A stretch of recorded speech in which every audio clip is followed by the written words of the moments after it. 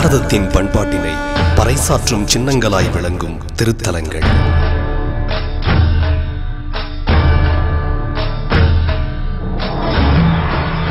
தல வரலாற்று மகிமைகளை எடுத்துரைக்கும் ஒரு ஆன்மீக நிகழ்ச்சி.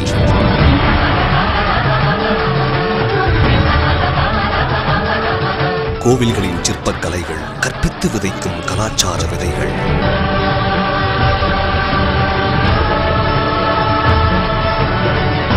கோவில் தலம் பயின்ற சான்றோர்கள் கூறும் வாழ்வியல் நெறிமுறைகள். இதயம் இதமாக மனம் தெளிந்திட ஒரு கோவில், ஒரு கதை.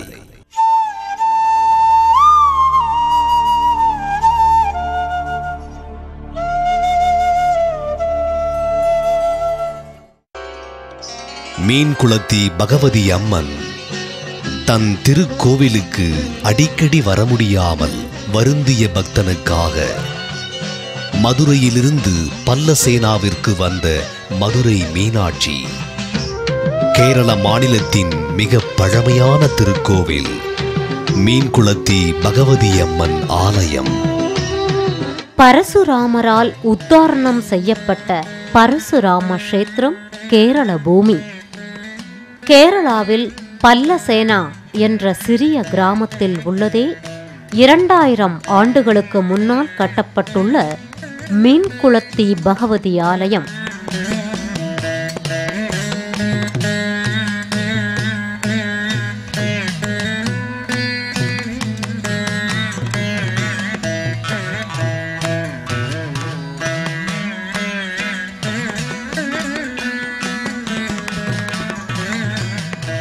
மீன்குளத்தி பகவதி அம்மன் பல நூற்றாண்டுகளுக்கு முன்னர் வீர சைவ வெள்ளாளர்கள் என்ற சமூகத்தினர் கும்பகோணம், மதுரை, தஞ்சாவூர் போன்ற ஊர்களிலிருந்து கேரளாவுக்கு சென்று வைர வியாபாரம் செய்து வந்தனர். நாளடைவில் அங்கு சென்று வருவது கடினமாக இருந்ததினால் பல குடும்பங்கள் பாலக்காட்டை உள்ளடக்கியிருந்த அன்றைய மலபாரில் சென்று தங்கினார்கள். அவர்கள் மதுரை மீனாட்சி அம்மனை தமது குல தெய்வமாக வணங்கி வந்ததினால் போகும்போது தம்முடன் மீனாட்சி அம்மன் ஆலயத்திலிருந்து ஒரு கல்லையும் எடுத்துச் சென்றிருந்தனர். அதை ஒரு இடத்தில் வைத்து மீனாட்சி அம்மனாக வழிபட்டனர். அதன் பின் சிலர் வருடா வருடம் மதுரைக்கு சென்று குல தெய்வ தரிசனம் செய்துவிட்டு வருவார்கள். அவர்களில் ஒரு குடும்பத்தில் வயதானவருக்கு அதிக வயதாகிவிட்டதினால் வருடா வருடம் மதுரைக்கு சென்று அம்மனை வழிபட முடியவில்லை. ஒரு நாள் அவர் ஓர் குளத்தருகில் தம்முடைய ஓலைக்குடையை என்றும் போல வைத்துவிட்டு குளித்துவிட்டு வந்தார். ஆனால் அவரால் குடையை அந்த இடத்திலிருந்து தூக்க முடியவில்லை. பயந்து போனவர் உள்ளூரில் இருந்தவர்களை அழைத்து வந்து அந்த அதிசயத்தை காட்ட வந்த எவராலும் அந்த குடையை தூக்க முடியவில்லை. அங்கு ஜோதிடர் எனப்படும் பிரசன்னம் கூறுபவரும் அழைத்து வரப்பட்டார். அவர் அந்த இடத்தில் மதுரை மீனாட்சி குடிகொண்டுள்ளாள் எனவும், ஆகவே அவர்கள் அந்த இடத்திலேயே அவளுக்கு ஆலயம் எழுப்பி வழிபடுமாறும் கூறினர். அதன்படி அனைவரும் நிதி திரட்டி அங்கு ஆலயம் அமைத்தனர்.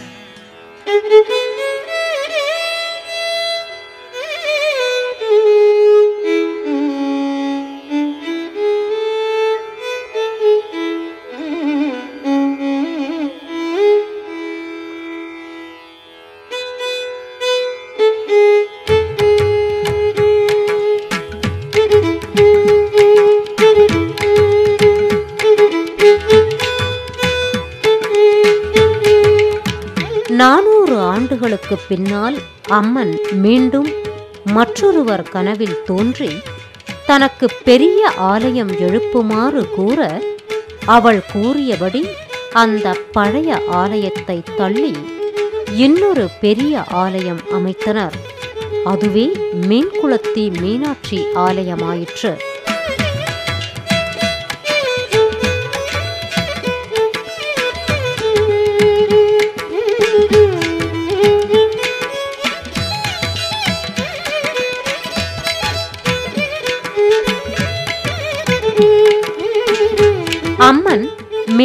நிறைய இருந்த குளத்தின் அருகில் கிடைத்ததனால் அவள் பெயர் மீன் குளத்தி என ஆயிற்று. அவளை அனைவரும் மதுரை மீனாட்சியாகவே கருதி அங்கு வழிபடுகின்றனர்.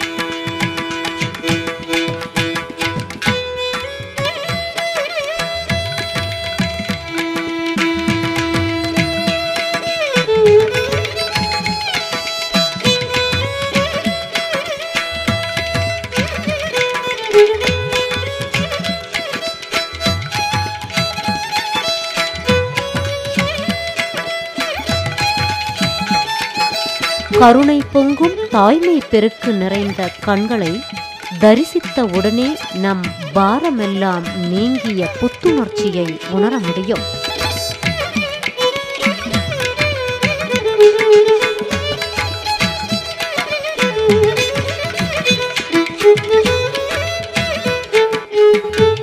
அம்மனுக்கு அருகில் இருக்கும் சிவலிங்கத்தை உன்னிப்பாக விழிப்புடன் தேடி பார்த்தே தரிசிக்க முடியும். அம்மனையே மெய்மறந்து தரிசித்ததால் கண்களில் படவில்லையோ என்னவோ என்று மறுபடியும் வரிசையில் நின்று தரிசித்து வருவார்கள்.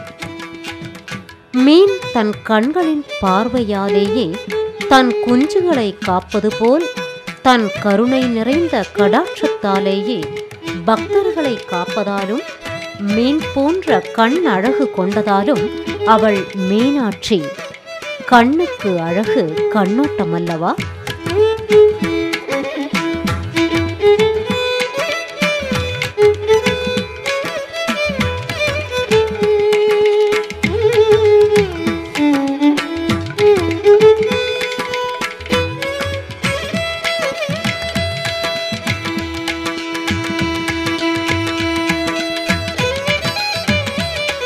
வீடு கட்டும் பிரார்த்தனை நிறைவேறியவர்கள் வீடு மாதிரியும், குழந்தை வரம் பெற்றவர்கள் தொட்டிலும் காணிக்கை அளித்து அங்கே காட்சிப்படுகிறது.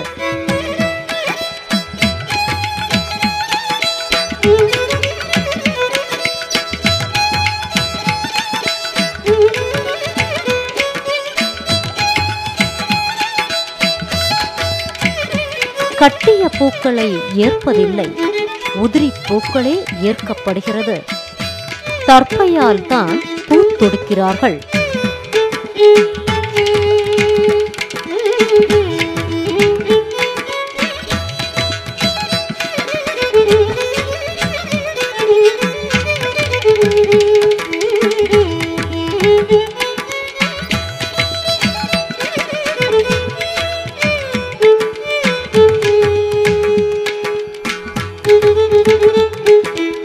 சிவப்பு நிறமுள்ள மலர்களும் தாமரையும் அம்மனுக்கு வெகு விசேஷம். கோவிலுக்கு அருகில் மந்திரித்த கயிறும் திருநீரும் கட்டணத்துடன் அளிக்கிறார்கள். கோவில் வாசலில் இருக்கும் காவல் தெய்வம் மிக பெரிய பழமை வாய்ந்த பஞ்சவிருட்சத்தின் கீழ் அருள்கிறார். தரிசனம் முடித்து தேங்காயை நம் பெயர் நட்சத்திரம் கூறி தலையை சுற்றி ஈடு தேங்காயாக உடைத்து திருஷ்டி கழிக்கிறார்கள்.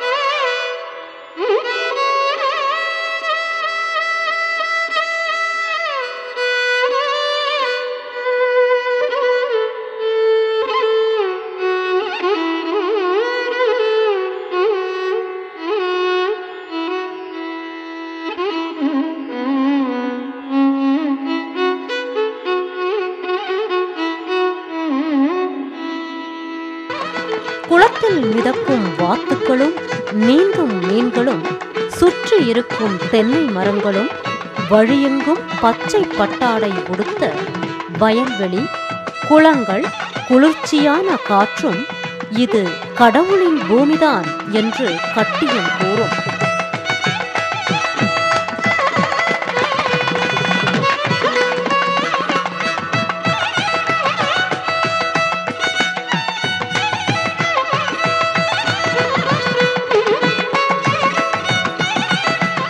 செவ்வாய், வெள்ளி, ஞாயிற்றுக்கிழமைகளில் கூட்டம் அதிகம் காணப்படும். குறைகளை முறையிட, வேண்டுதல்கள் பலித்திட ஞாயிறு அன்று வழிபட நல்ல பலன் கிடைக்கும்.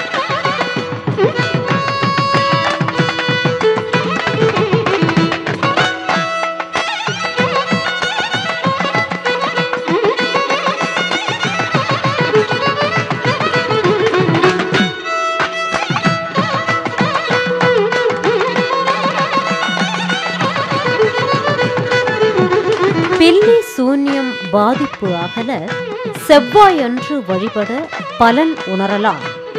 திருவருள் பெற்று மனம் அமைதி அடைவதை வெள்ளிக்கிழமை வழிபாடு பரிபூரணமாக உதவும். இந்த வீட்டின் ஐஸ்வர்யம் மீன்குளத்தி பகவதி அம்மா போன்ற வாசகங்களும் ஒட்டும் படங்களும் ஆலயத்தின் உள்ளே அர்ச்சனை சீட்டு வாங்கும் இடத்திற்கு அருகிலேயே கிடைக்கிறது.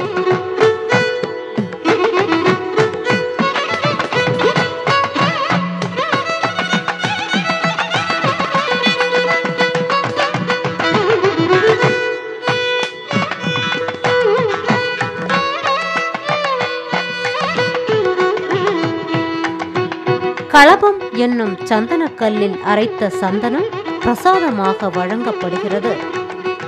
குங்குமமும் அர்ச்சித்த மலரும் சந்தனத்தோடு வழங்குகின்றனர்.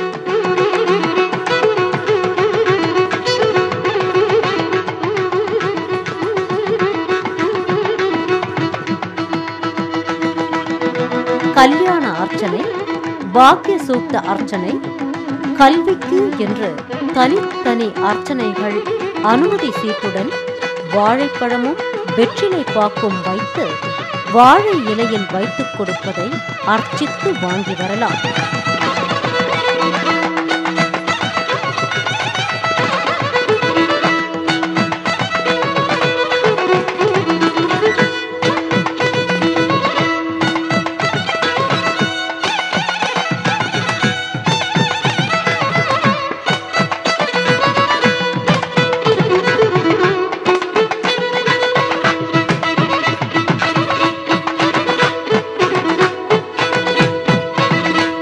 நிரபர பணம் பூஜை என்பது விளைச்சல் அமோகமாக வேண்டி அறுவடைக்கு பிறகு ஒருபடி விளைபொருளை அம்மனுக்கு காணிக்கையாக தரும் பூஜையாகும்.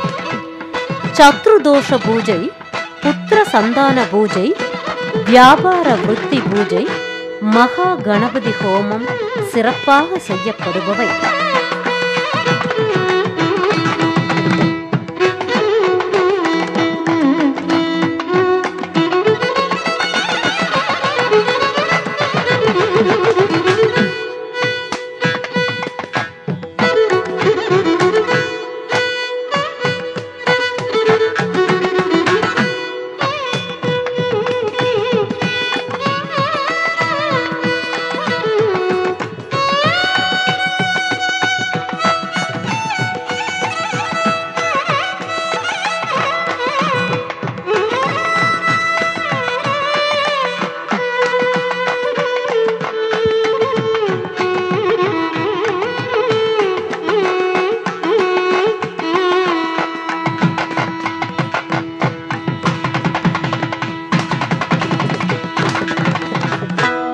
ஒரு கோவில், ஒரு கதை.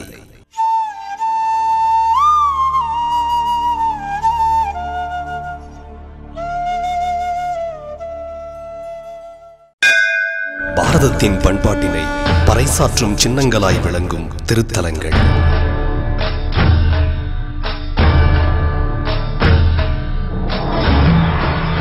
தல வரலாற்று மகிமைகளை எடுத்துரைக்கும் ஒரு ஆன்மீக நிகழ்ச்சி.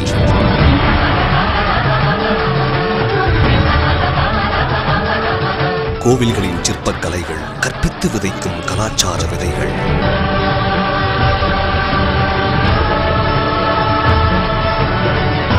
கோவில் தலம் பயின்ற சான்றோர்கள் கூறும் வாழ்வியல் நெறிமுறைகள். இதயம் இதமாக, மனம் தெளிந்திட ஒரு கோவில், ஒரு கதை.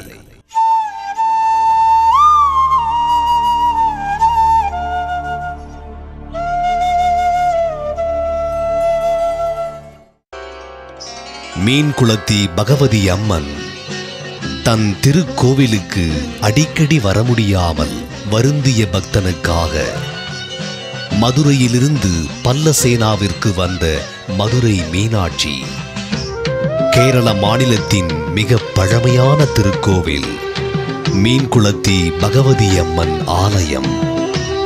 இந்து கடவுளான பகவதி அம்மனுக்கு கேரளா முழுக்க எண்ணற்ற கோவில்கள் உள்ளன. இவற்றில் சோட்டானிக்கரா பகவதி கோவில், ஆட்டுக்கால் பகவதி கோவில், கொடுங்கல்லூர் பகவதி கோவில், மாங்கோட்டுக்காவு பகவதி கோவில், மீன்குளத்தி பகவதி கோவில் உள்ளிட்டவை கேரளாவின் பிரதான மற்றும் பக்தர்கள் அதிகமாக கூடும் பகவதி கோவில்களாகும். 2000 ஆண்டுகளுக்கு முன்னால் கட்டப்பட்டுள்ள மீன்குளத்தி மீனாட்சி ஆலயம். ஆலயத்துக்கு கொடையனூர் சென்று அங்கிருந்து பல்லசேனாவுக்கு செல்லலாம். இல்லையென்றால் பொள்ளாச்சி சென்று அங்கிருந்து கோவிந்தபுரம் வழியே கொல்லங்கோட்டை அடையலாம். அல்லது பாலக்காட்டை சென்றடைந்து அங்கிருந்து எட்டிமறை என்ற ஊரின் வழியாக ஆலயத்திற்கு செல்லலாம். பாலக்காட்டிலிருந்து எவரும் ஊருக்கு செல்லும் வழியை கூறுவார்கள். மீன்கள் நிறைய இருந்த குளத்தின் அருகில் கிடைத்ததனால் அவள் பெயர் மீன்குளத்தி என ஆயிற்று. அவளை அனைவரும் மதுரை மீனாட்சியாகவே கருதி அங்கு வழிபடுகின்றனர். இந்த கோவில் இந்த பாலக்காடு ஜில்லையில் பல்லசேனா இடத்துல இருக்கிற ஸ்ரீ மீன்குளத்தி அம்மன் கோவில். இது மதுரை மீனாட்சி அம்மன் கோவிலில் போய் கும்பிட்டு வந்துடும். அந்த டைமில் பஸ்ஸு இந்த மாதிரி ஒன்றும் இல்லை. அந்த டைமிலேருந்து நாங்கள் வரும்போது அந்த ஆளுக்கு வயசாச்சு. வயசானாலே அந்த ஆளுக்கு இன்னும் போக முடியாது சொல்லி அந்த ஆள் அம்மா கிட்ட அங்கே வேண்டிட்டு அந்த அண்ணன் அந்த இடத்துல இந்த டைமில் மாதிரி அந்த கொடைன்னு இருக்குது, அந்த பட்டைக்கொடை தான் இங்கே இருக்குது. அந்த பட்டைக்கொடையிலேருந்து அந்த ஆள் அங்கே போய் சாமியை வேண்டிட்டு அம்மா கிட்ட சொல்லி எங்கிட்ட வர முடியாது, எங்கள் குடும்பத்தை எங்கள் எல்லாரையும் காப்பாற்றணும், எங்கள் பசங்களை எல்லாம் நல்லபடியாக பார்க்கணும்னு சொல்லி நல்லா வேண்டிட்டு இங்கே வந்தது. அப்புறம் இங்கே நாங்கள் ஊரில் இங்கே கொடையில் வச்சு அந்த குடமன்னு சொல்லி ஒரு குளம் இருக்குது. இங்கே மூலஸ்தானம் இங்கே இன்னொரு 50-100 மீட்ரு தாண்டி அந்த பக்கம் இருக்குது. அந்த இடத்துல ஒரு குளம் இருக்குது. அந்த குளத்தில் அந்த ஆள் போய் கால் முகலங்கள் அங்கே குளித்து எடுக்கும்போது அந்த கொடை எடுக்க முடியாமல் இருந்தது. அந்த டைமில் எப்படி இந்த கொடை எடுக்க முடியாமல் சொல்லியிருந்து 2 பசங்கள் அங்கே மாடெல்லாம் மேய்ச்சி 2 பசங்கள் இருந்தது. அவங்கள காவலில் நிறுத்தி அந்த ஆள் பணிக்கிற வச்சு ஜோல்ஸும் பார்க்கும்போது உங்கள் கூட மதுரை மீனாட்சி அம்மன் பகவதி இங்கே உங்களோட கூட வந்திருக்கு, நீங்கள் அதுக்கு பாதுகாப்பு பண்ணி ஒரு கோவில் கட்டிட்டு இங்கே நீங்கள் டெய்லி பூஜை வைக்கணும் அப்படியெல்லாம் பேசி இருந்து அதுக்கப்புறம் தான் அங்கே நாங்கள் கோவிலில் அங்கே மூலஸ்தானத்தில் ஒரு கோவில் கட்டி அதுக்கப்புறம் நாங்கள் இங்கே இருக்கிற கோவில் கொஞ்சம் வருஷம்தான் ஆயிருக்கு. முதல்ல மூலஸ்தானம் தான் இருக்குது. இங்கே 400 வருஷத்துக்கு முன்னாடி அங்கே இருந்தது சின்ன கோவில். அதனால இந்த இடத்துல வாங்கி நாங்கள் இந்த குளம் இந்த கோவில் இந்த இருக்கிற இடத்துல 400 வருஷமாக இங்கே சாமி வேண்டிட்டு வச்சுருக்கு. இங்கே அதுக்கப்புறம் இங்கே கோவில் நல்லபடியாக வச்சுருக்கு. இங்கே ஆளுக்காரெல்லாம் பக்த ஜனங்கள் எல்லாம் வந்திருக்கு. இங்கே கோவிலில் அம்மனை வேண்டி பூஜை பண்ணியிருந்தால் அந்த விசாரிக்கிற காரியம் நினைக்கிற காரியம் எல்லாம் நல்லபடியாக சக்ஸஸ் ஆகும். அந்த மாதிரி இங்கே வந்திருக்கு. பக்தர்கள் எல்லாம் வந்துட்டே இருக்குது இங்கே கோவிலில். இங்கு வேட்டைக்கொரு மகனுக்கு ஓர் ஆலயம் உள்ளது. வேட்டைக்கொரு மகன் சிவபெருமானின் 64 திருவுருவங்களில் ஒன்றுதான் இது. அவர் வேடுவராக தோன்றி அர்ஜுனனுக்கு பாசுபதாஸ்திரம் வழங்கிய கிராதமூர்த்தி வடிவம். வேடுவன் என்று போற்றப்படும் இந்த கிராதமூர்த்தியின் சிற்பங்களை பிரபலமான ஆகம கோவில்களில் தூண்கள் மற்றும் கோபுரங்களில் நாம் காணலாம். கேரள மாநிலத்தில் இந்த கிராதமூர்த்தி வடிவத்தை வேட்டைக்கொரு மகன் என்ற பெயரில் பல இடங்களில் வழிபடுகின்றனர். கேரளத்தில் 150க்கும் மேற்பட்ட வேட்டைக்கொரு மகன் ஆலயங்கள் உள்ளன. பெரும்பாலானவை வடக்கு கேரளத்தில்தான் உள்ளன. திருவனந்தபுரம் கோட்டைக்குள் உள்ள வேட்டைக்கொரு மகன் ஆலயத்தில் சிலை பிரதிஷ்டை செய்யப்பட்டுள்ளது. பெரும்பாலான இடங்களில் படம் மட்டுமே இருக்கும். வேட்டைக்கொரு மகன் என்பது சிவபெருமானின் கிராத வடிவத்தை குறித்தாலும் கேரளத்தில் அதற்கு சற்று வித்தியாசமான கதை கூறப்படுகிறது. அர்ஜுனன் பாசுபாஸ்திரம் வேண்டி சிவபெருமானை குறித்து தவம் செய்தபோது அவனை சோதிக்க சிவனும் பார்வதி தேவியும் வேடுவ தம்பதிகளாக அவன் தவம் செய்யும் காட்டுக்கு வந்தனராம். சிவபெருமானும் அர்ஜுனனும் ஒரே நேரத்தில் ஒரு காட்டுப்பன்றியை வீழ்த்த இருவருக்கும் சண்டை மூண்டு அர்ஜுனன் சிவபெருமானை வில்லால் அடிக்க, பின்னர் வேடுவனாக வந்தது சிவபெருமானே என்று அறிந்து அவரிடம் மன்னிப்பு கேட்டு பாசுபாஸ்திரம் பெற்றுச் சென்றானாம். அர்ஜுனனுக்கு பாசுபதாஸ்திரம் அருளிய பின்னர் அவர்கள் காடுகளில் தங்கியிருந்தபோது பிறந்த ஓர் ஆண் குழந்தையை அங்கேயே விட்டுவிட்டு சென்றனர்.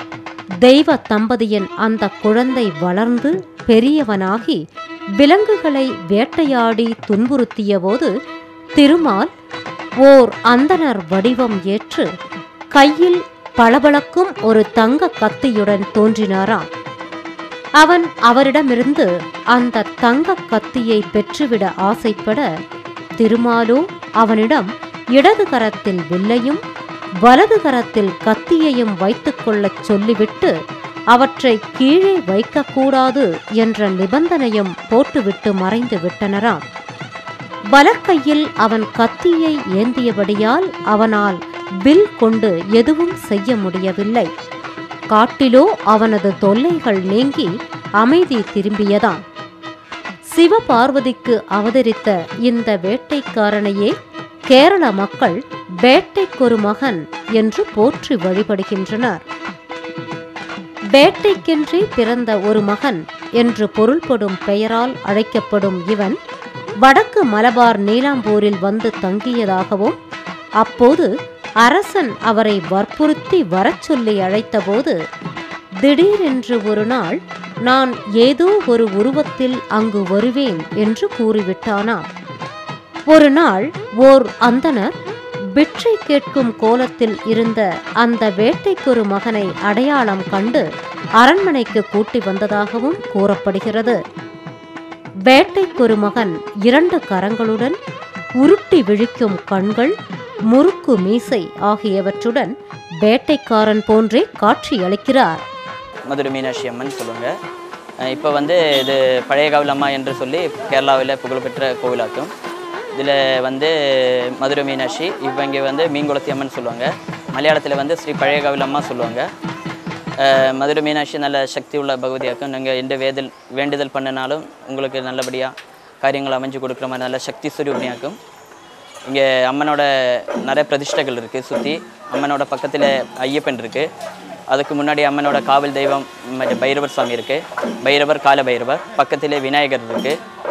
அம்மனுக்கு பூஜை முடிஞ்ச பிறகு இங்கே பைரவருக்கு பூஜையெல்லாம் பண்ணுவாங்க. தட பூஜை சொல்கிறது இங்கே தான் பண்ணுறது.